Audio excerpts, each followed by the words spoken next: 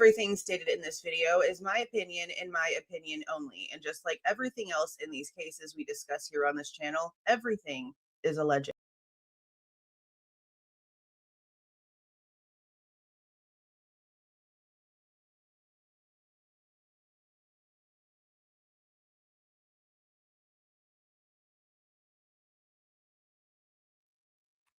Hey, you guys. I'll be on camera in just a second. I'm trying to get some stuff cleaned up on the desk. And I can hear the dog still going crazy. How are you guys doing today? Man, it was a long night last night, wasn't it? Like hella. I actually ended up watching Coyote Ugly so I could go to bed because that's such an old movie and I don't have to pay attention to it, and I've seen it 1,000 million times and I know exactly what happened. So I just put that on, made me my little rum and coke like I said I was gonna, and then laid down. And it sort of helped, but not really. I don't know. I'm really hoping that today's with the custody queens is a bit better. I do plan on being done with this live before they go live so that I have time to get myself resituated before I go and listen to that. I'm not going to be in the chat. Oh, the sun is like, I barely have that window open, bro. Like, I'm really just like too white for life right now. Close it up a little bit. Is like that's better? I think that's better. I'm not going to have the chat open for theirs. I'm just going to listen like in the background and just see if he like mentions anything different than what he already said. Yeah, I don't really know what else to say about like what that hasn't already been said about like yesterday's. But I will also say this, before he went live with Devil's Advocate last night, Custody Queens and I had already emailed regarding the 216, 217 timestamp in Chapter 9. So I'm pretty positive that they're going to ask the question correctly since it was a conversation we had privately. And when I said something to them that she was like, girl, yeah, I saw that. And the first thing I thought about was, oh my God, ours is muted. Yeah, ours is muted, not redacted. We're being told that no audio exists for that file, period. Which is an issue. So I'm going to be listening in over there again without the chat on, so I'm not distracted and want to argue with people because, you know, I have a lot of passion for this situation. So when people are stupid, it's really difficult for me not to show my disgust with it. But I'm sure that by now plenty of my people understand that. I really do believe most of you guys understand that. Now, in the chat over here, I added the version of this that we're going to be going over. I have everything highlighted in what I wanted to discuss. This was what we were going to be talking about yesterday before he ended up having to go live with DA early because of the Barnes & Noble situation. I think he said it was Barnes & Noble. They did something with like some sort of, I don't know what happened, but they ended up releasing everything early. Like a week early. And I checked Amazon last night, but I haven't checked it again today. Let me see. Because as of yesterday, it was still telling me that I wasn't going to get it until the 29th. So let me check and see if that's changed at all. Nope. Still says arriving April, the 29th. So Amazon hasn't changed. Now, I know that when I was logged in on my laptop on Amazon and I had already purchased the book, it's not letting me view the sample for some reason. Like when it first came out the other day and I was trying to find it, that's the first place I went because I purchased it already. And I was like, oh, maybe it's there. And it wasn't showing up for me. But if I go to just Amazon on my work computer that I don't have anything like that logged into, it shows me the sample. So I have a link for the book page on Amazon in the chat and in the description box. So if you don't log into Amazon, I guess you can see it, or maybe it's just me that it had that issue with. I don't know what the frick that's about. I don't know. But the sample for the prologue, I think that's how he has it noted in there. And then a few pages of Chapter 1 are on Amazon. Now the Chapter 9 stuff that we're going to be going over. Oh, so you can't see it either. Oh, yeah. Crazy. Crazy. Okay. Interesting. Okay. Well, the Chapter 9 most of y'all listened to the little trailer thing that I had playing. I made that before everything in life ended up changing yesterday. But apparently this was a piece that was released as like an accompaniment to, or I think it's labeled as a companion to the audiobook, but I don't know if it was an audiobook that was purchased from Amazon or like other places, because it was available in some other places. So I'll put this link back in there. I have the highlighted version that I'm going to show of chapter 9, which is like this table with times in the Google Drive. It's highlighted everywhere. It's not like an original copy, so it can be in there and I can have that as my file in my Google Drive and it's not a problem, which is also why this banner right here is really so important. People, I really hope that other creators understand that when it comes to book copyright, there's a lot of different things than what normal commentary is when it comes to like a YouTube video that's posted on YouTube, because this copyrighted material doesn't belong to YouTube. It belongs to an outside publishing source and to other people. So people need to be really careful when they show pages of that's why I've been doing it the way that I was doing it. Like I highlight the shit out of it, and half the time for the first preview, I like popped it up on the screen to show you where I was talking about, and then I popped it back off of there because I'm not trying to lose my channel over some book. I'll be so serious. So I just hope other creators are being careful with that, because I saw one this morning that I felt should have known better have the entire like 300 and something freaking pages of book just up on the screen. And I was like, okay, I don't know. That's probably not okay, but all right. Okay. I think we're going to get started here in just a second. Well, thank you for the 2, Joe Mom. I appreciate that. Thank you. Well, thank you, Christina. I see, and there's been a couple of comments that have been like really shocking. Like, I don't know why people would think that I would come at this any different than I do everything else. Like, I'm not just gonna jump all over this simply because it's like something that we've kind of all been waiting for. I'm gonna be just as skeptical. I'm gonna ask the same kinds of questions. If I didn't, I think that would show that I was a fake bee. Sorry. Like, if I just completely believed everything this guy said and didn't question it and didn't ask for facts and didn't ask for proof, like that would show that I'm just some fake. Can't relate, can never be me. So we're going to just do what we always do here. And I have questions, especially since he said some of the things that he said yesterday about how he's already been paid. So it doesn't matter if he sells 1 or 1 million. That a lot of the stuff, if not most of the stuff that he used came from YouTube, but we're looking at it wrong. Like, what? He just said some things. He said some things. So I don't know. But we're going to go ahead and I'm going to open this so that we can start going over this. Let me get this opened up on this side. So I'm hoping, because the girls already like knew that it was going to be like a few days out, that it's like more, better prepared. I feel like it should be better prepared than this last minute one was. And that's what I'm hoping for. Oh, thank you. Amber Status gifted 5 memberships. Congratulations to those who got those. Thank you. I appreciate that. Thank you so much. Okay, let me share screen. Right here, let me make this bigger. See, this is the companion to the audiobook. It's 25 pages. Some of it is like this and like the beginning thing. Hold on.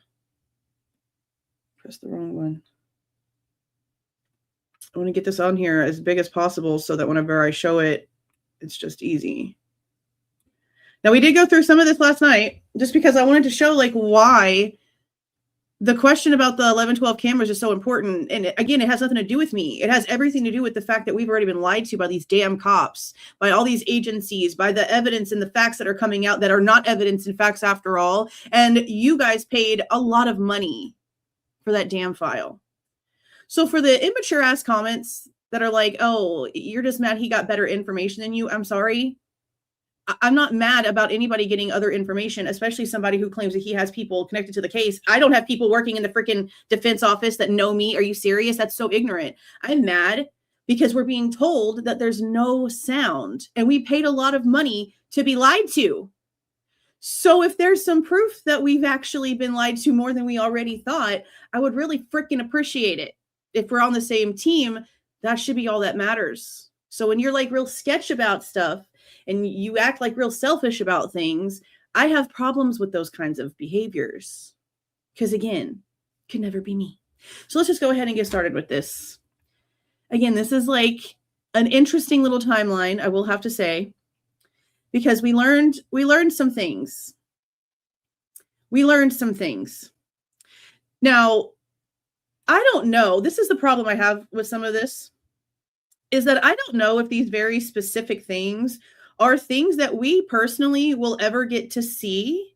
Because when we ask MPD or anyone else for phone log information, for example, less than a week before they ended up releasing that last batch of Dylan's phone activity, I asked for it from MPD for the 351 contact information. Was told it was an invasion of personal privacy. When I asked for just timestamps, I didn't want the conversation. I didn't want the text of the conversations between Kaylee and Jack from that time period. I just wanted the timestamps for the actual phone calls back and forth, be it the phone, FaceTime, whatever it was, and the timestamps for all the messages. I knew that if I asked for the messages themselves, it would be denied like right away. But they denied that in itself. Even though I'm not asking for the technical personal information, I was just asking for the timestamps. So with that being said, I don't know if they're ever going to release to the public this personal information when it comes to text messages. So and I'm saying that because I don't know if we're ever going to be able to verify this information. Like maybe when it comes to the stairs with Dylan, okay, movements, probably. But when it comes to these very specific text messages, like about how Ethan gets one about being cheated on twice from somebody named Erica, and the stuff about group chats and stuff being created that Xana is being left out of, but Ethan's being added to, and just some other things, like I don't know if we're ever going to actually get that in order to double check this, which is just one of my things that I have, and I'm like that with everything. Sorry that I like proof. So I don't know, which is why I'm saying that even though this is some stuff that we can prove, the situation he's trying to tell us about the hair with Ethan, we have documents that prove that something was in his hand that was tested against Bryan Kohberger's hair, because it was hair that was being tested against hair in his right hand. And it was marked as debris, but we know it was hair because of the kind of testing that was done. And that's from the FBI lab report. Like we can paper trail that so far. I'm sure there's going to be a shit ton of things. Like I'm not saying that's the only thing we're ever going to see. I'm sure there's going to be a lot that we're going to be able to actually go back and see what he's talking about, at least pieces that are public. But when it comes to stuff like this with like conversations, I just don't know if we're ever going to be able to double check that stuff. But it will lead to this being a lot more believable, the more things that we can actually put together. So let's just leave it at that, okay? So I'm not going to go over every little bitty thing because for the majority, we know this timeline and most of you guys are going to have the book anyway. So I'm only going to show you guys the stuff that's new, which is why I also gave you the link to go and pull this up yourself. I didn't know that Maddie went anywhere by herself for 20 minutes on the 12th. Right after 12. I was under the impression that everyone was sort of just like at the house and then woke up to do like the whole like pre-gaming thing. I wasn't aware that Maddie went anywhere, so that was a new one. I don't know what he's trying to say right here in this section when he says that Kaylee and the roommates arrive at Kayla Wynn's apartment at 621 Taylor Street, and then it just says bucks for all of what I owe you. But he's not saying, is that a Venmo? Is it a text message? Who's it to? Who's it from? So is it Kaylee sending something to Kayla? Is it Kayla sending something to Kaylee? Like this portion probably could be clarified a little bit more. I've heard the name Allie Benson before when it comes to everyone that was at the Taylor Street apartment. I've never heard the name Sky Speck. Anyone else ever heard the name Sky Speck? I haven't heard that name. So then this is just like, this is something that we know. This is just highlighting when they got to Kayla's and that infamous picture was taken. Now, this is where I'm like, I really hope that this isn't something that's being put in here to be salacious, because I don't think that we're going to be able to prove this based on the way that they're already handling private information. The book is claiming that at 5:03 p.m. on the 12th, that a person named Erica, and since it's in quotations, I'm going to assume that that is the way Ethan has this number saved in his phone. And notice also how it says work product. It doesn't say something about being on Ethan's phone timeline. It's labeled as work product. But this says that Erica sends Ethan a message saying, "You're getting cheated on." Now, keep that in mind for the movements from the Sigma Chi party that are put in this timeline, because it is an interesting thing to think about, especially when it comes to a person that is constantly trying to get a hold of Ethan over and over and over again. There's just like a whole nother thing that you could put together here just based on this, which is another reason why I'm really hoping this isn't bullshit. Because this is going to get like really interesting in not a good way, but also lead more towards, so what are the connections with this, and why was this never like a thing that they could give us for Ethan and Xana's timeline? Because Ethan and Xana's timeline is the most mysterious part of this entire thing. He was even being asked last night stuff about Ethan and Xana's timeline. I think even Truth and Transparency paid a super chat, and that part of the question wasn't asked, and everyone in the chat was like, but you didn't finish asking the question, like you didn't read the whole thing, and it was something about Ethan and Xana. And honestly, I really wonder, because I know how things work in the background when it comes to people on that level. There are things that they just like refuse to answer questions about. So like the person who's doing the interviewing is prompted ahead of time. Don't even bother, because it's going to basically void what we agreed to. And it'll cause you issues. So I don't know if that's how he's playing, because he's not like a newbie author. He's been in this realm for like a while or what. But I really hope that he, if he has all of this, he can give us answers for Ethan and Xana.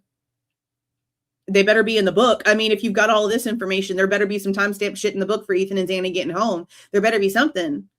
Or else how can I trust all the rest of this? Okay. But as you can see, 2 minutes after Ethan gets that message, Xana texts Ethan saying that she's going to take a nap until 8. It doesn't have anything about them two having a conversation, calling each other, him responding to the message, nothing. It just sits there. And again, she messaged him this twice. She does it again like right after midnight. Now, this is where we have someone named Natalie Dayton come into the picture. I've never heard that name before, but all it is Dylan making a phone call to that person. And then, of course, everybody taking a nap. Now, this is where it says the explorer leaves the King house and goes to Kappa Alpha Theta, which is Maisie's sorority house, because that's where the boys were getting together for the formal, to go with their sister to the formal. So this would lead everyone to believe that the explorer left King Road, then was being driven by Ethan, because they both go to Maisie's sorority house. And that is at 19:19 hours that the explorer leaves. And there's more timestamps that he gives for the explorer going back to. So we'll get to there in a second. Let's see, what else was important here? They got to Hunga Dunga. Okay, so it doesn't look at this point like anything's changed from Ethan getting that text, because he tells Xana while he gets to Hunga Dunga that he's going to end up going back to her house to change before, I guess, they go to that party. Now, I don't know what these pictures are right here. These could be the ones that they took at like the little pregame party or whatever. But it says that Kaylee posts a picture to Instagram. I'm going to assume that it's the photo. And then sends it to Xana. She sends it to Dylan, and she sends Dylan an Instagram message. Then Dylan sends Kaylee a message saying, "Can you please send me all the photos, please?" And then Maddie calls Xana. I'm going to assume that was all those really cute photos that they all took right outside the house. Now, this is where Maddie and Bethany leave to go to Peter's apartment at Sigma Chi. There is some interesting information in here about who was hanging out with who and where. And I think that Dylan probably was doing something she wasn't supposed to do. And that's why that Gideon guy's name is on her arm. And there's going to be some information down here about that here in a second, if this stuff is accurate. Because again, I don't know if we can verify any of this stuff. It says Ethan and Xana came over after Bethany and Maddie. Kaylee was not going to the Sigma Chi party, and Dylan walked over alone. See, the problem that I have with like this section being right here is because he has the timeline after this talking about Ethan and Xana came over after Bethany and Maddie to the Sigma Chi party. At this portion of time when Maddie and Bethany are leaving to go to Peter's apartment for the party, Ethan is still at the Hunga Dunga. So I don't know why this portion was put in here. It kind of makes it a little bit more confusing when Ethan and Xana are put into the timeline when they're not even anywhere near the situation. So they get back to Kappa Alpha Theta to drop off Maisie. Maddie leaves the party to go and meet up with Kaylee so that they could go to Corner Club. Now it says the Explorer, believed to be driven by Ethan, leaves Kappa Alpha Theta. So it's leaving Maisie's sorority, stops by Sigma Chi, leaves Sigma Chi 1 minute later, and then 2 minutes later arrives at 1122 King Road. Now, what we heard from this, from Bethany, and notice how it says the Ford Explorer logs is what's showing that, but believed to be driven by Ethan. Why it probably was Ethan over Hunter is because we know that a freshman came over with Ethan to walk the girls over. Ethan and Xana did not instantly leave when the freshman and Bethany left. They left first, and then Bethany said that Ethan and Xana came back later. Well, she doesn't actually give like how much time later, but like he walked over. So unless the Ford Explorer logs shows something else, then that Ford Explorer would have been parked in the parking lot the entire night, because movement for the Explorer is not put in here again. And we already know from Bethany that everyone was supposed to have walked over. But that could have changed, honestly, because I don't think Bethany said specifically if Xana and Ethan walked over, or if it's just being assumed that Ethan and Xana walked over because Bethany and the other person walked over. So I guess technically them not saying anything about the Explorer doesn't technically mean it didn't leave again, because this isn't going to be like all the timeline either. But that's at least what's being put in here, is that at 21:27, the Explorer itself arrives at 11:22, meaning that the Jeep would have been parked there in that spot the entire time without being driven. Ethan would have been driving the Explorer. Okay, so this is kind of where some interesting stuff starts happening. Ethan receives a notification that just says Cougar Den. And this is where I'm questioning what was happening. So just follow along, and I'm not going to like say anything right away. I've already kind of given you an idea about what I think might have been going on here because of the text message Ethan got. But I'm just going to read this to you, and then when we get to the end of it, I'll see what you guys think in the chat. Okay. Ethan receives a notification. It doesn't say from who. That just says Cougar Den. Okay. Dylan, Maddie, and Bethany enter a new chat, meaning a new group chat is created. Bethany adds Ethan to the group chat, but not Kaylee, because Kaylee's not there, is what I'm assuming. And not Xana, but Xana is there. Xana is there. So they're adding Ethan to a group chat that they're all creating, but they're not adding their own roommate to the group chat. So that's like number 2 after the text message. Now, we already knew about Ethan messaging Hunter, so that's not like a big deal at all. I do remember the name Riley Moreland. That is who she said was at 11:22 right before the girls left. And she was hanging out with Kaylee. I think we've heard the name Yessie before. She apparently goes to Sigma Chi to hang out with Bethany. There's some information about Connor Chestnut, and Showalter in here, which is interesting. I don't know if that's put in here for like a reason. I don't know what the context is for him placing them into the timeline, if anything at all. But it's interesting that there's pieces about Showalter and Chestnut in here. Now, right here, it says Dylan arrives at Sigma Chi apartment 4, where Ethan, Hunter, Xana, Yessie, and Gideon were all hanging out. Dylan and this Gideon guy were in and out of the lodge before they went up to Peter's apartment.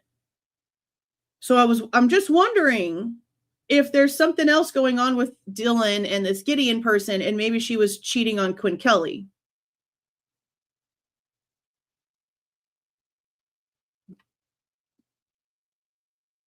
I know that Amber Vance talks a lot about the connection possibly between Maddie and Connor Chestnut. So I don't know, but it's interesting that this is very specific about where Dylan and Gideon were together, and we know that Gideon's name is written all over Dylan's arm the next morning. I know that if I'm in a relationship with somebody, I'm not going to be okay with them just hanging out with some person in that way, constantly just being in and out with them, like you're with them that whole night. Like, that's a problem for me. So I don't know. Now, he does put in some of Kohberger's information when it comes to what he was doing, showing that at 2234, he was at Walmart buying groceries, that there's receipts. We've seen all of the receipts. I haven't opened the ISP photos to like double check these receipts or anything. We're just reacting to the information that he has in here, and we'll go from there. But this is also where there was a receipt from Safeway that was found at the apartment, and it was from 10 minutes later. So he was just out grocery shopping. Like normal, just out grocery shopping. Now, this is where it says that Dylan sees Xana for the last time. And this says at Allie's.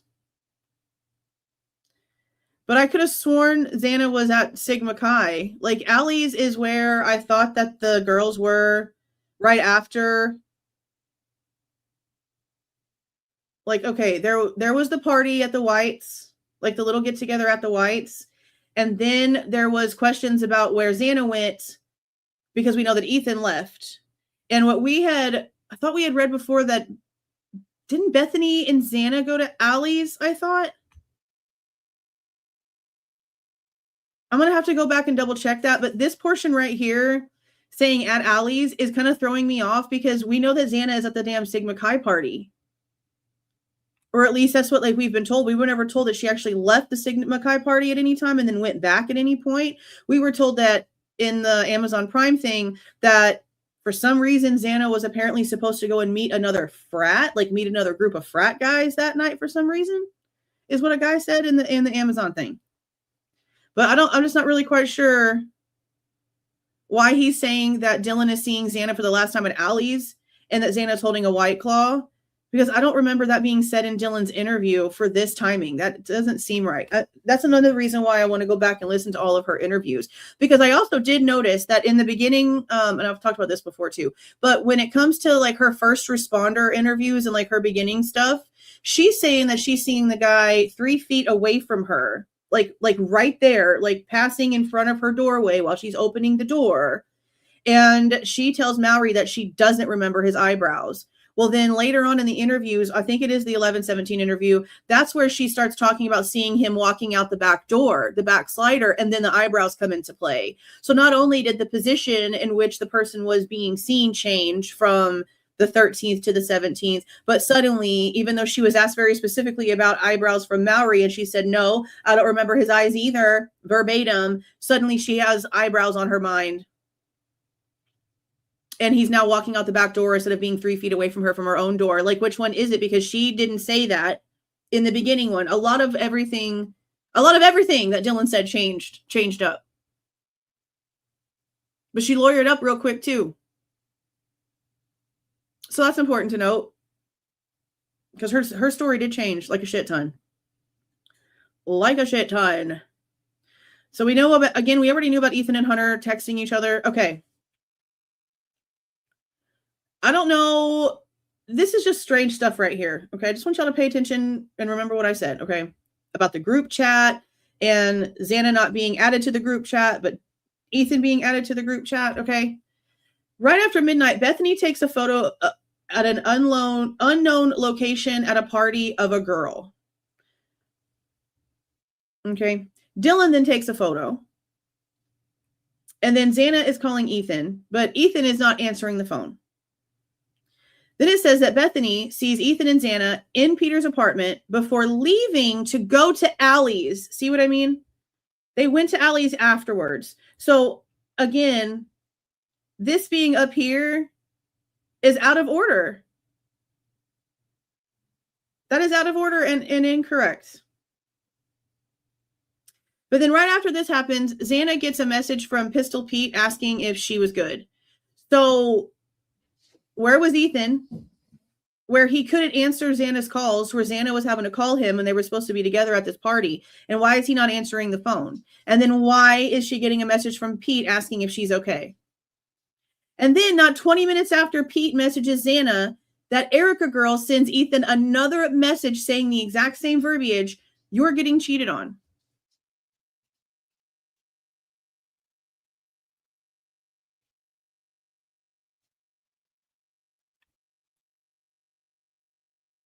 Oh, it is from Xana to Pete. Okay.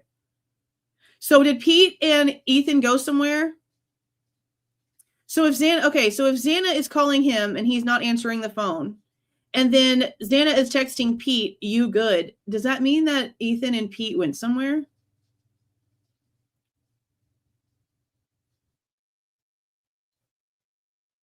But this is also confusing because at 16 is when the call happens. But then he has right in here that 1 minute later, Bethany is seeing Ethan and Xana together, but then Xana's sending messages out to somebody else after not getting an answer from Ethan. See, this whole timeline, the way that he has this put together is really confusing.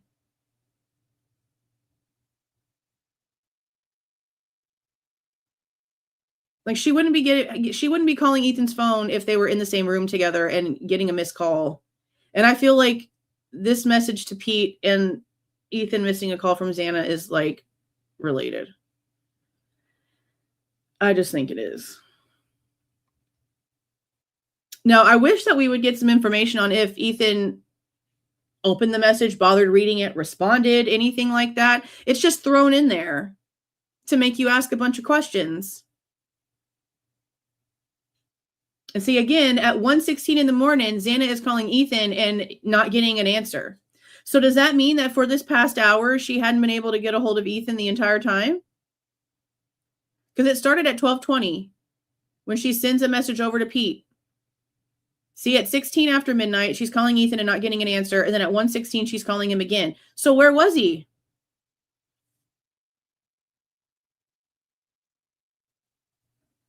Where was he? Xana takes a picture at 1:38. Everything right here we already knew about the grub truck and all that other stuff. Now, we didn't know that at some point Bethany calls Maddie while the girls are like about to leave the grub truck and then actually ends up sending a photo message to Ethan's Snapchat, which is okay, see, this is weird too. Bethany sends a photo with a message, "Get me some Mac," to Xana, Ethan, Dylan, Kaylee, and Maddie. The only people that were at the grub truck was Kaylee and Maddie. So I don't know why that got sent to Ethan's Snapchat.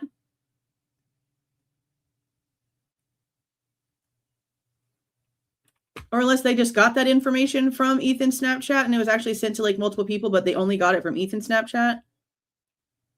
I don't know. That's just weird. Okay.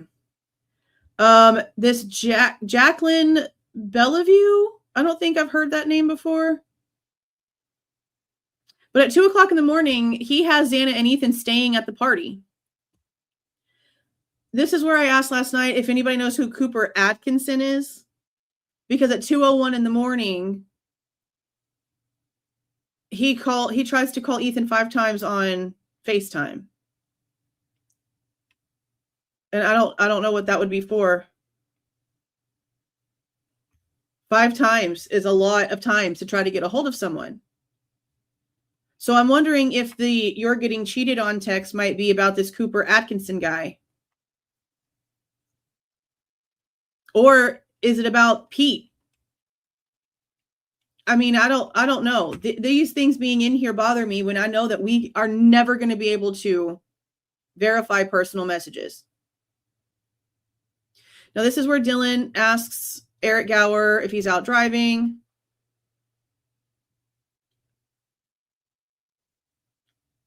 This is where Xana orders the DoorDash. Now, considering the fact that you have all of this information, why couldn't you have put from 1122, from Sigma Chi. Why couldn't you have given us the location for where she was when this was ordered? Because you just told us that at 2 o'clock, they're staying at the party while Xana seems to be trying to get a hold of Ethan for forever and a day and not being able to get a hold of him, it looks like.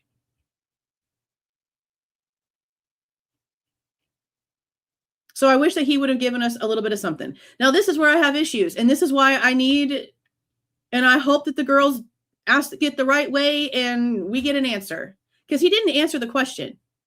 He didn't answer the question. He said, finally, when it was sort of asked, not really, but whenever he was sort of asked, he said, I don't remember any of it being muted. Okay, well, sir, me and Ann Taylor know that it's muted because we paid for it.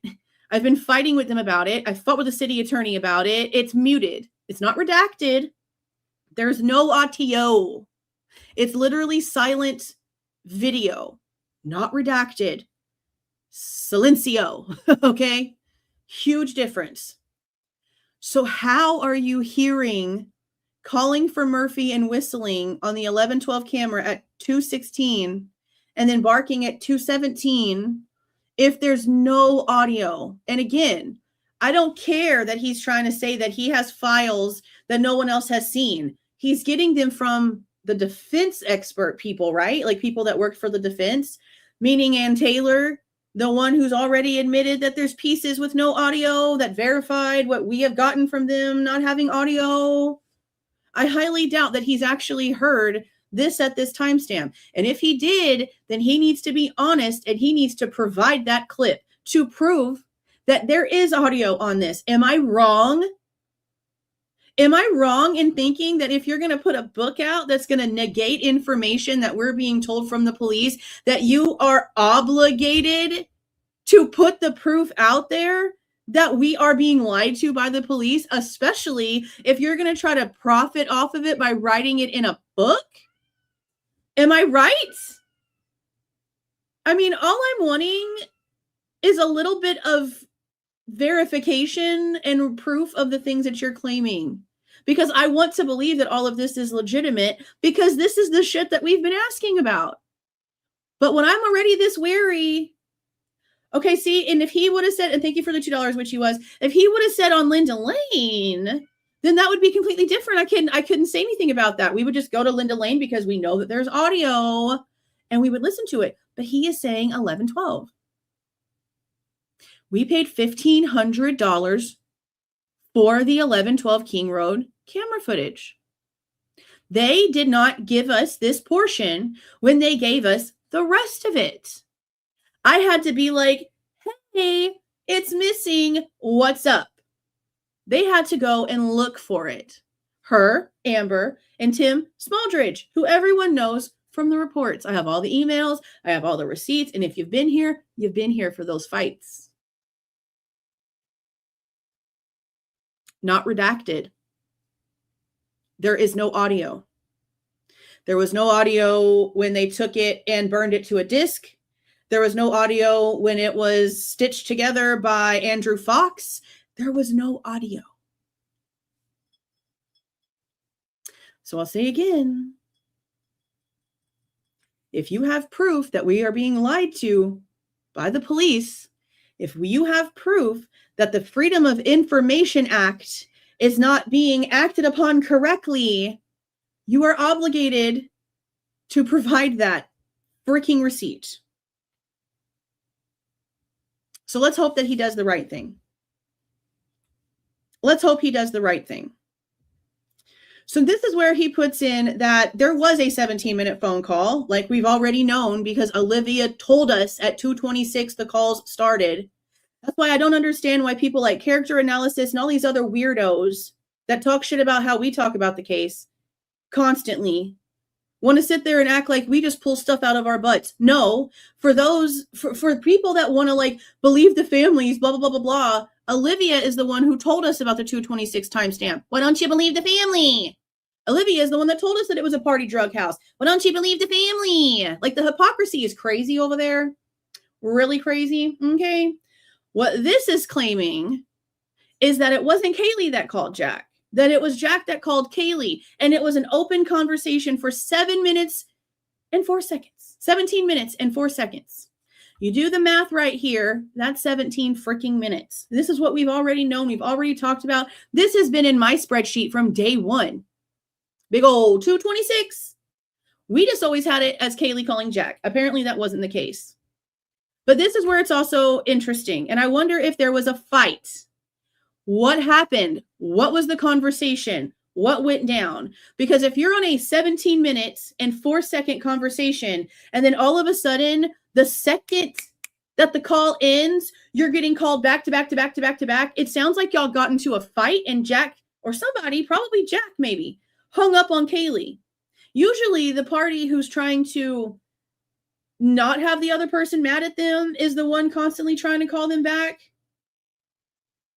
I don't know. I feel like in situations like this, if I would have been on the phone with somebody and been super pissed off because they said something crazy or admitted that they did something super crazy to me or like did something dumb that affected me and I was mad and I hung up on them, I wouldn't be the one calling them back to back to back. That's just like me, I guess. I don't know. Everybody does things differently, but that's how I'm interpreting this. That's how I'm interpreting this. Seems like there could have been a fight. Kaylee tries to call him again, back to back to back. She even tries to FaceTime him. He's not answering. Here's all the timestamps for all of those things. Maddie, did we know? I don't know if we know this. I feel like this seems different to me. Did we know that Maddie called Xana right after she called Jack? Because I could have sworn that the original record said that she called Bethany right after she called Jack. But then Bethany is called right here at 2:53. So I guess it's possible she called Xana too. But notice how it says there's no answer at 2:52.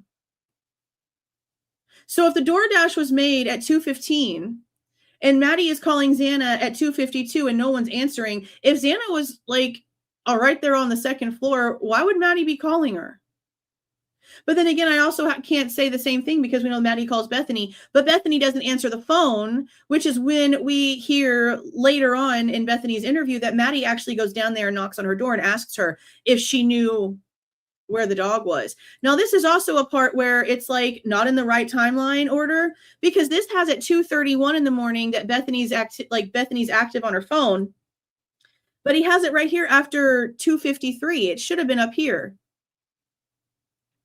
Like it should have been technically like right here about Bethany being active on her phone. So this is something that's published in a book and it's incorrectly not in order. Like that's crazy. There's information about the car, the white sedan on Steiner at Highway 95, stuff that we've gone over in the motions of limine. This is where Dylan creates the contact. Now, this one's interesting right here because remember how we were told that people will buy Adderall from their homies. Somebody always knows who to contact. Emily, at 3:50 freaking 1 in the freaking morning, the same time that Dylan is adding a phone contact to her phone, and the same exact time that Miss Molly is walking down the camera way for 11:12, little Miss Emily, the one that Dylan called the next morning, Venmo Xana $14.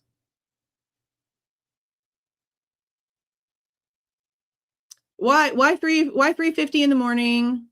Remember, they were awake. We know from Emily and Josie and Hunter they were all awake because they were all hanging out around this time. This is the time where Josie apparently realized that she left her phone outside and she went outside to get it. And then when she came inside, Hunter got the heebie-jeebies and locked the door for the first time in his entire life. Remember that? So I don't know. What is this for? We heard from Molly that the DoorDash was a little order. It was just like one bag.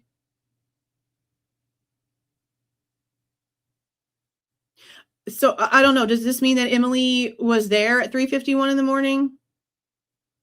Or is she sending her money for something that she got from her earlier, for something that she owed her from earlier? Does this mean that Xana was talking to Emily?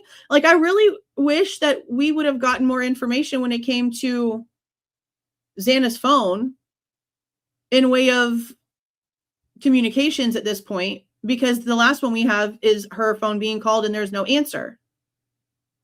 Now, right here, I still don't know. And I've tried to ask when I've like had to report something to DoorDash because something didn't show up. I've asked several different times if there was any way they could like transfer me to somebody, or if there was a number that I could call. I even asked like straight up, is there like automated messages that get sent if the dasher is in the area of the drop off and seems to be in that area longer than they should be? So like some sort of push gets sent about like, hey, are you having issues or something like that? Actually, I've put this like directly in there.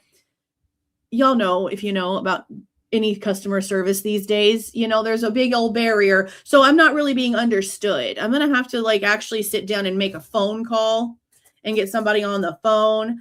But I'm pretty positive this is an automated message. Because this is not a text message to DoorDash.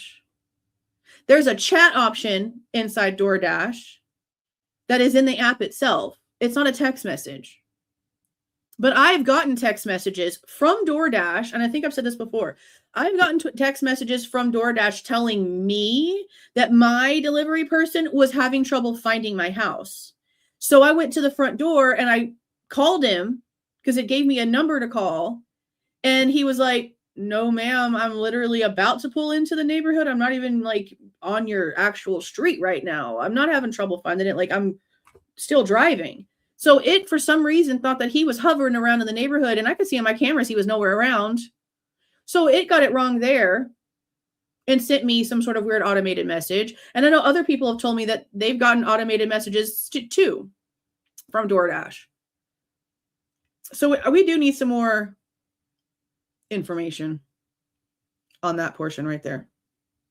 Now, this says at 4:12 that Xana is still active on TikTok. But we also know that when the motions of limine were filed, that this changed to 3:16. And again, some people try to say that it was because the time zone difference. Time zones don't have anything to do with minutes. It says 3:16, not 3:12. If it said 3:12, okay, cool, I can give you that. It said 3:16. Documents are still very much publicly available on the Case of Interest website. And as always, all of the links for all of the official sources, ISP, WSU, Idaho State Case of Interest, the Google link drive for all of our files in the description box. Everything you ever need for anything ever is in the description box so that you can go and pull this up yourself. The raw files from the footage that we paid for the 11/12 camera footage is also in those Google drives. So y'all know. I openly share things. No watermarks. I'm just saying. Okay, so this is where Dylan starts giving like her timeline, but notice that the time stops. He stops this right here at 4:12 because it's just going based off of Dylan's interview. So he doesn't have anything in here. Now, right here is why I went back in yesterday, because I went in to like just listen to it because this is what we were supposed to go live about yesterday. Again, in Noon's interview with her, she is saying she sounds like a chicken. She sounds like a chicken. Okay. She says in the first ever interview again that he was 3 feet away from her, walking sort of like towards the back door. Not that she actually saw the person walking out the back door. He has in here that the person looked at her as he was walking out. And that is something that changed as the direction, or at least the location of where the person was, also changed. Because she went from him walking past her, being 3 feet away from her, right there, like at the door, the person in black with the mask right there, to then her story changed 4 days later to actually physically seeing the person walking out the back slider. And that's not how she originally told it. It's going to take me some time, but I think the way that I'm going to end up doing these like comparisons when it comes to what Dylan's actual story is compared to what it changed to by the 30th is I'm going to have to go in and separate it out in sections. Like the lead up, the scenario, and the after. and get all of her details and just like section it out and do one video on her lead up story, one video on the crime portion itself up until the 911 call, and just separate it out so that it's more easy to understand, or it's easier, more easy. So it's easier to understand where shit changed, because she literally said on the 13th, when asked specifically about eyebrows by Mowry, no, and I don't remember his eyes either. So how did it go from you not remembering anything to just seeing one big old bushy ass eyebrow that ended up taking a whole life of its own? No, that's just weird. That's just weird. Okay, I'm pretty sure we knew all this. We had a lot more information again come out. I don't know, it's been like what, a month and a half now maybe, when it comes to Dylan's phone. I'm really glad that he has in here that Dylan sees Xana on the floor in her underwear in her room, but doesn't go in. Because again, I've always said this since we found out that she saw Xana, not only in the 4 o'clock hour on the way to Bethany's room, according to her, but also that morning before the cops get there. My thing has always been, for someone that's apparently a cry wolf, for someone who apparently constantly calls their friends to have their boyfriends come and check out noises in the kitchen, according to Emily and Josie, how would you see a strange man that you don't recognize in all black walking past your room after hearing screams and running and crying, and then you see your roommate on the ground motionless in her underwear, and according to what this guy says, spread eagle, and you don't go and see if somebody just assaulted her? You don't go and make sure that she's alive? Or you don't freak out enough to instantly call the cops and say, damn, I might be able to save my friend. I don't know what's going on, but she's on the ground and she's just in her underwear and a strange ass dude just left my freaking house and I don't know what's going on. Her not calling the cops right then and there after we definitely knew she saw Xana, and you heard all them screams, and you heard the chasing and the freak out and the crying. No, I'm sorry. No, I'm sorry. This is where he talks about the neighbor claiming that he hears the dog barking at 4:45. This is interesting right here. I don't know if this is in feet or meters or what this is in. I mean, the book probably will have like that information. I hope it would, to give you some more like clarity about what's happening. But it doesn't have a unit of measure. It just says at 5 o'clock in the morning that the activity sensor data reports that Dylan traveled 30.77, according to her cell phone information. And there's over 3,000 pages of Dylan's cell phone information. Like, you see the page numbers he's referencing here, right? Dylan's cell phone, page 3129. That's a lot. That's a lot.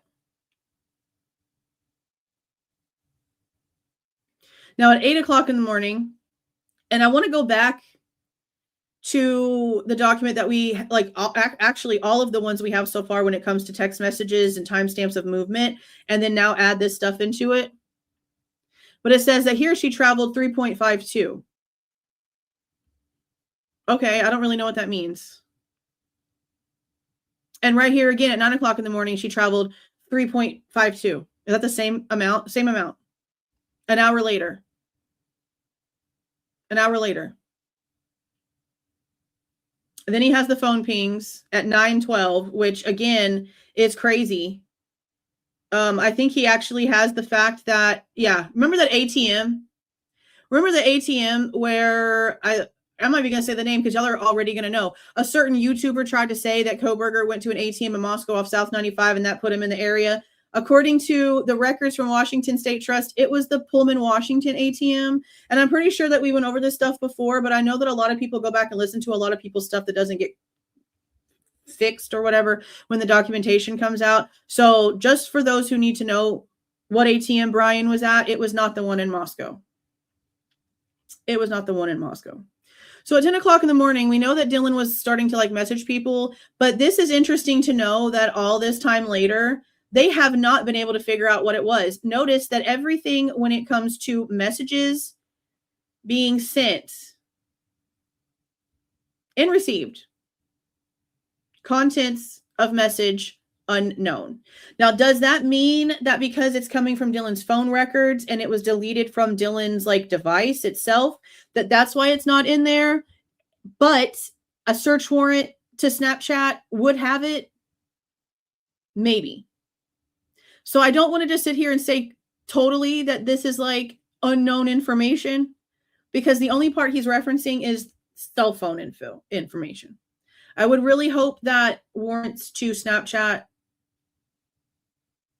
would show better, would show information that was better. Most of this we already know. Showalter goes to Floyd's at 10:49, and Kohberger is at the ATM in Pullman, Washington at that point. And, you know, just to be so serious, if you want to be so legit and be like really real about the amount of DNA that was on that knife sheath, y'all realize that like you pick up more DNA from strangers whenever you go to pump your gas, right? When you go to the ATM and press them little buttons on that pad or touch that screen, you're picking up more unknown DNA than what was on that knife sheath of Kohberger's. I just hope that you guys realize that. Just, you know, a little reminder. Ethan receives a notification that Sean Draymond sent a chat to him at 10:52 in the morning. Has anyone ever heard that name before? I don't think I've heard that name before.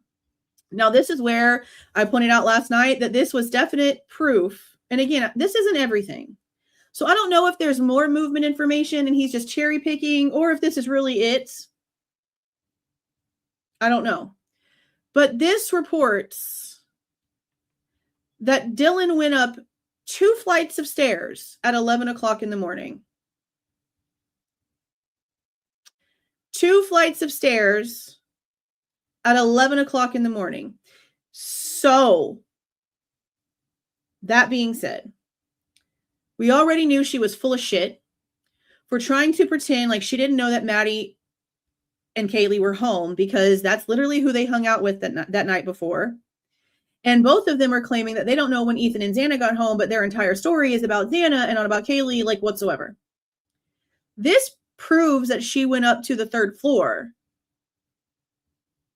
There's no way that she went up to the 3rd floor and did not see Maddie and Kaylee. So at the very latest, in the most innocent of stances, she's faking not knowing about Maddie and Kaylee and everything else, because this proves she climbed 2 flights of stairs, meaning that she was on the 2nd floor. I mean, on the bottom floor, most likely in Bethany's room, went up the stairs to the 2nd floor, walked across the living room, went past her bedroom, and then went up the stairs. Or let's change that, because there's directional change in the steps that lead up to the 3rd floor. I don't know if it would be able to tell the difference between split stairs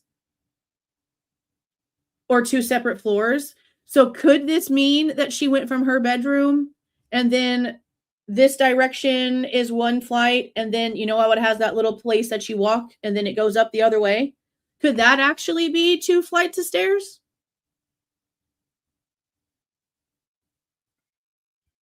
Either way, she went up 2 flights of stairs. So you either went up the 2 little pieces of stairs that go from the 2nd floor to the 3rd floor and you saw some shit, or you were in Bethany's room and you went up the stairs, it's calculating the other 2 correctly, and you still saw some shit.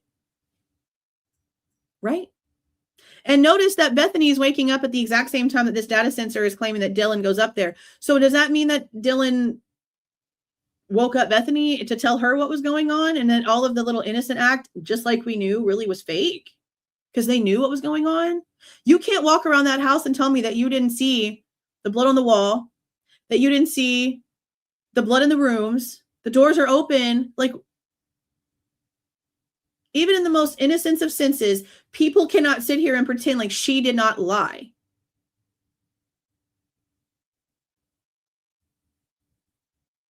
She's laughing with all them thousands of dollars she racked up.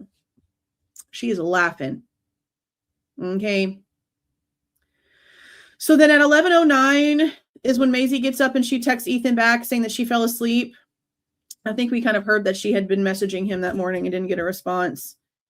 So then we have Dylan sending a snap to Maddie asking if she's up. Dylan accessing Yik Yak TikTok. It doesn't say who she sends a message to right here at 11:37. This is where we found out that her dad messaged her trying to talk to her. This is where Dylan calls Emily on Snapchat. But then, okay, this part's interesting because it says that Dylan and Emily were on their Snapchat call for 1 minute and 48 seconds. But then it says that Dylan is texting Emily about what happened, like in the interview. So did she call her and tell her everything that went on, or was she texting her? I mean, could it be both? I don't know. It's at the exact same time. So I don't know.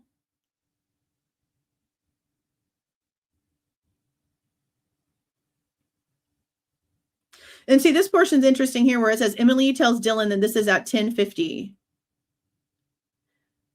But he has 11:50 right here. And it just says Dylan's interview. Notice it doesn't say that this information about text messages is coming from Dylan's cell phone. It's coming from an interview. So in the interview, she's saying that she's texting, but Dylan's phone records show that it was a phone call, is basically how I'm understanding that. And this is at the exact same time that Bethany is contacting Xana. And then there's a 911 call. But see, this is also incorrect because it says 911 call placed by Bethany Funk at 11:56. And then it has Hunter and Emily showing up 1 minute before that, but it has it underneath. Like, you see, like, why would this need to be out of order? Why wouldn't you put this one here and this one here instead of putting this here whenever we know that apparently Hunter showing up is the reason why the 911 call was placed? Why would you put that in there that way? Why would you put that in there that way? That's it. That's all there is. An hour. That's all it took. But I just wanted to go through what he had to say. We see the flaws in it. And again, I have issues. If you're going to say that you have all this information and I can sit here, we can sit here and look at the timestamps you have on there, see they're chronologically not in order. Like, it's hard to believe a lot of stuff that's being said when you see those kinds of mistakes. And we also know that when it comes to these text messages, we're never going to be able to see this stuff. Never heard of Erica before. No one ever mentioned a damn thing about nobody cheating on anybody. And literally that was asked in every freaking interview. Eventually not every single freaking person would have gotten the memo, not to mention that somebody said that Xana was cheating on Ethan. But we also have not heard from this Erica person. I don't even know who this Erica person possibly could be. I'm going to have to go and look at some, like, the witness list. I'm going to go back and look at the witness list and see. Let me actually do that right now because I can just Control F and find it real fast. Let me look at the witness list and see if there's anybody named Erica with a K that's on there.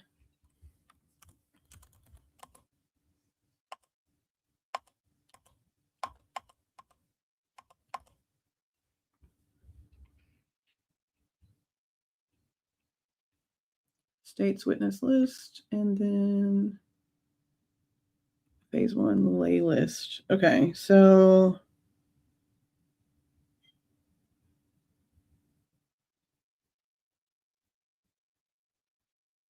the Yesy person is on here for the defense list.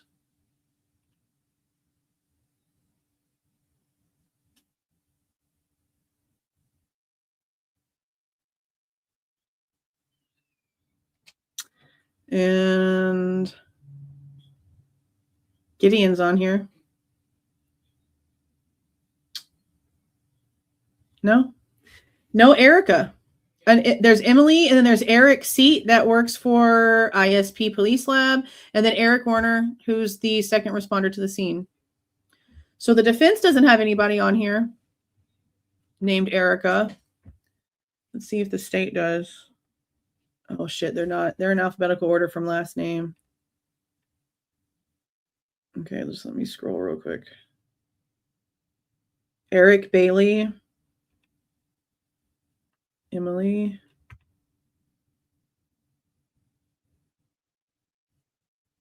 Eric Gower. Eddie. Elizabeth.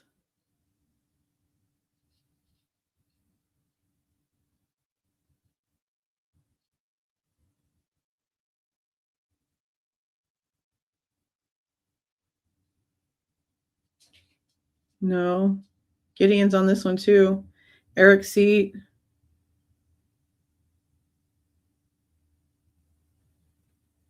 Eric Warner. Yeah, there's no Erica on either one of their lists. There's no Erica. Yeah, it could be like a nickname, right? Because it looks like it was like a contact in his phone.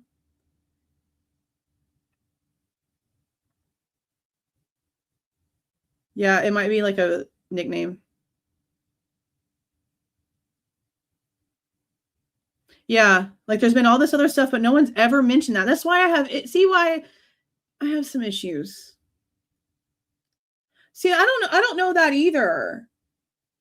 Like I don't know. That's why I want him to provide proof he actually does have things that we don't have access to. Because again, he made comments about getting most of his stuff from YouTube and that we're just not looking at it right. He got flustered as shit when the 227 scream was mentioned. He knows about it.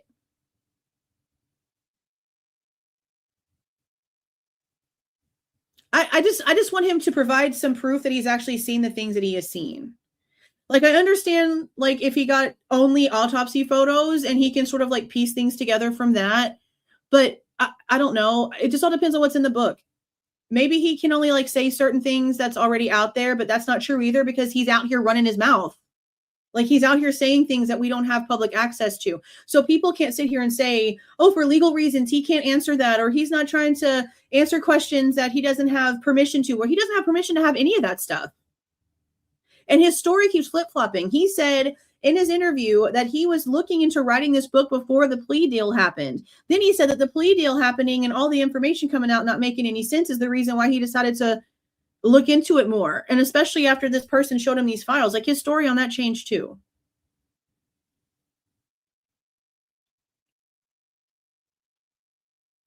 I would just like for him to provide proof that he has these things, since it's stuff that we know that we can't prove. That part too.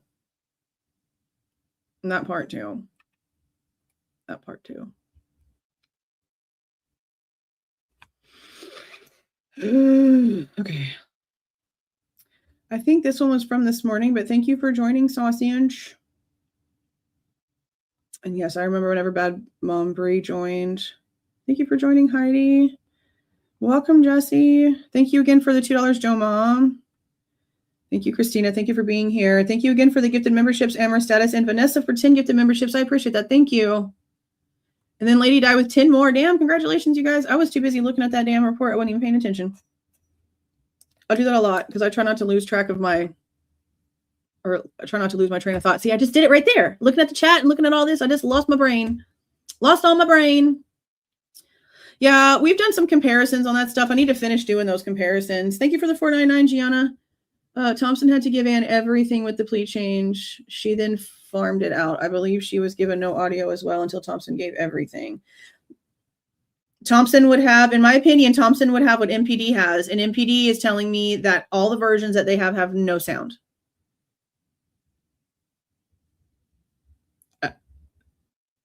I mean, I don't know what else to say to that besides the facts that we've dealt with here. That's what we're being told. It's in the reports. It was very specifically asked for. Multiple video in that section.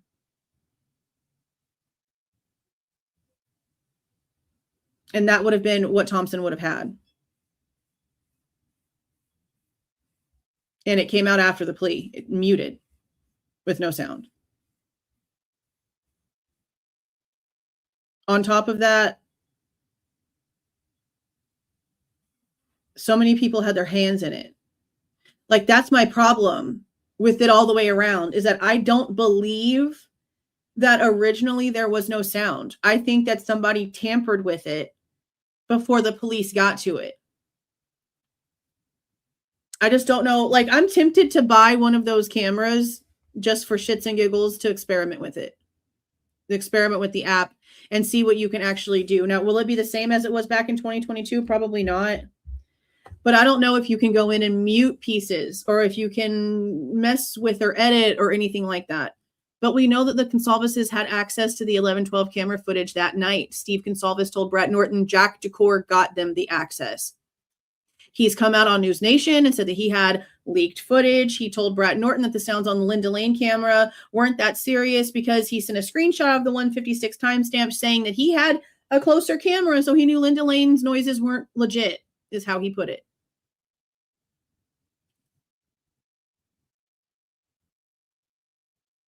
So do I believe there's sound on the original? Yeah, I think that the fact that there's no sound is on purpose. Do I think that the cops did it? Honestly, no.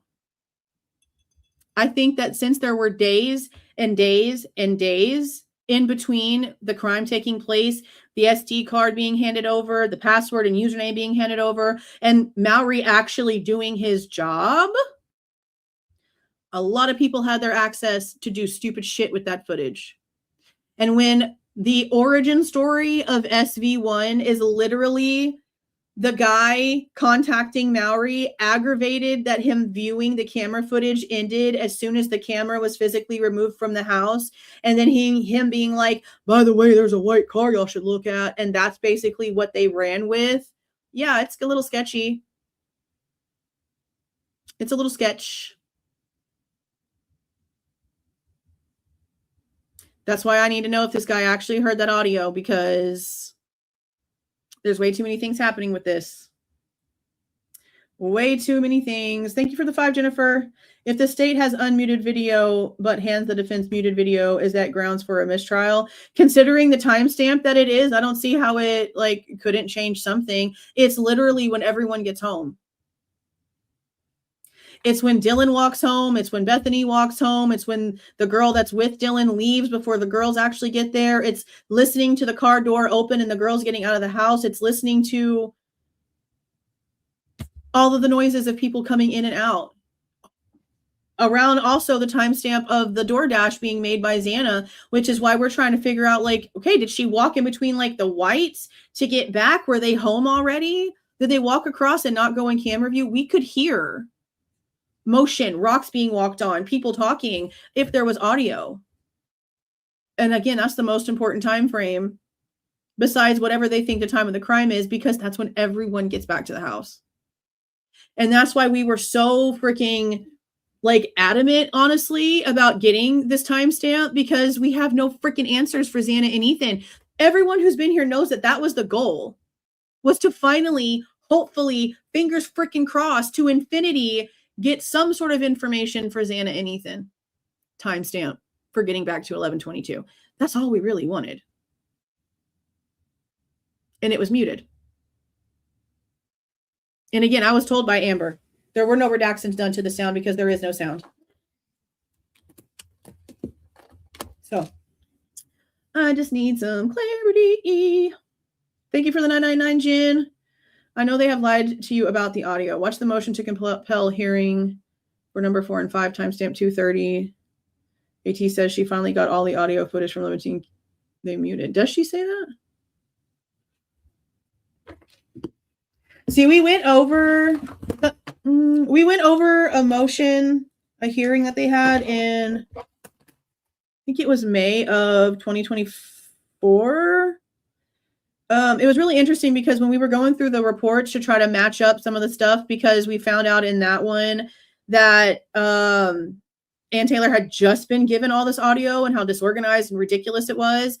The reports that go with the audio being handed over, the camera footage and stuff being handed over, the one for the very next day is Brett Payne calling Jack DeCour to make sure that he followed up on his mental health issues. And that's in the report. So that's interesting timing. I don't know if this is the same one though. I do know, and I need to go back. I'll pull this and I'll go and grab the other document and put it all together in another video, just to update the situation, I guess. There was one of the documents. I'm just trying to make sure I can get this written down right. There was one of the documents that came out in the doc drops where they like had social security numbers and shit and they had to remove it. That said something about there being no audio on a section of the stuff. It was like the only time in the report they actually acknowledged the fact.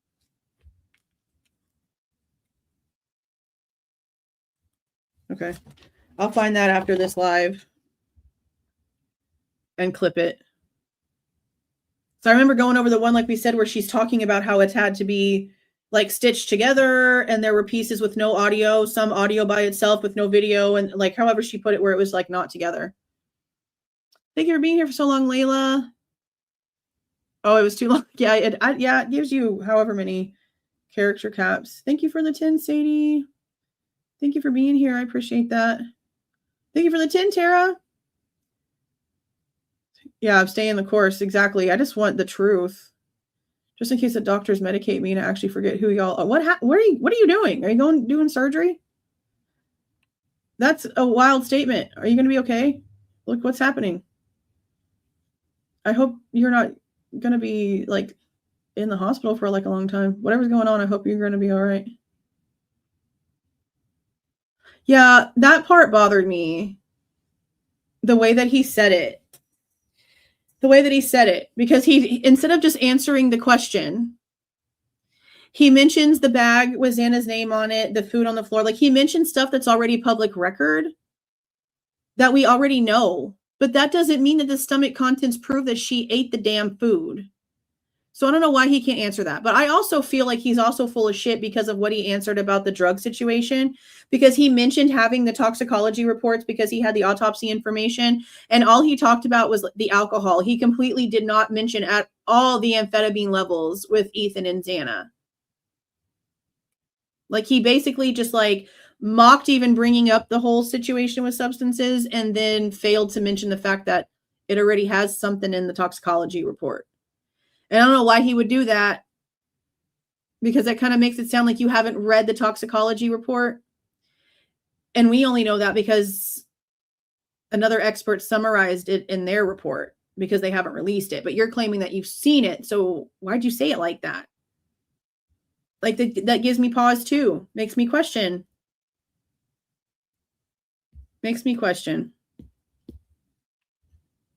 Hey, Debs. Yeah, I don't blame you. I don't blame you. I honestly wish that I could take a break from this case, but the one time I tried to, I was told I couldn't do it anymore. So here I am. And if you know that story, you know.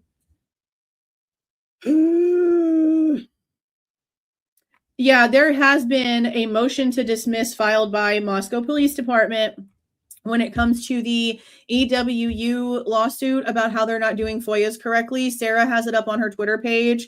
We've been going through the case files itself, and these lawsuits are second to evidence to this, which is why it took a while to get caught up on WSU and why I still don't have the EWU stuff done. We'll get to it. My book is not coming early, and I am not going to freak myself out to drive an hour to the nearest Barnes and Noble or whatever in order to buy the book early.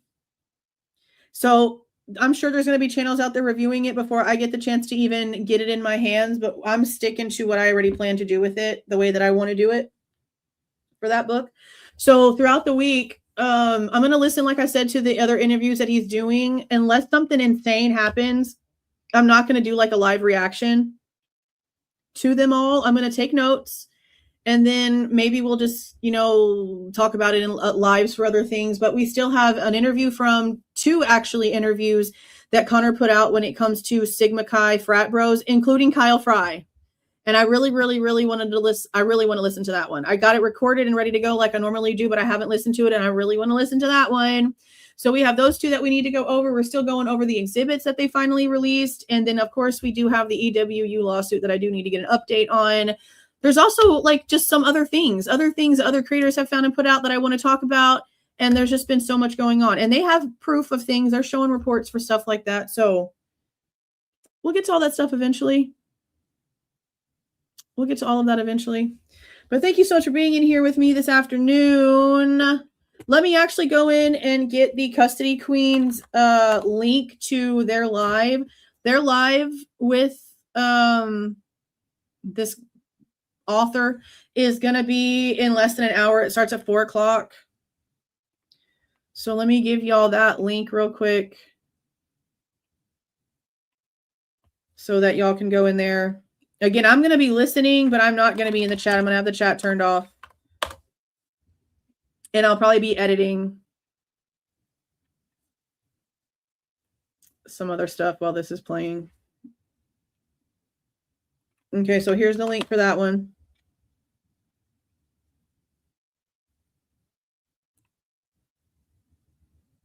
Right there.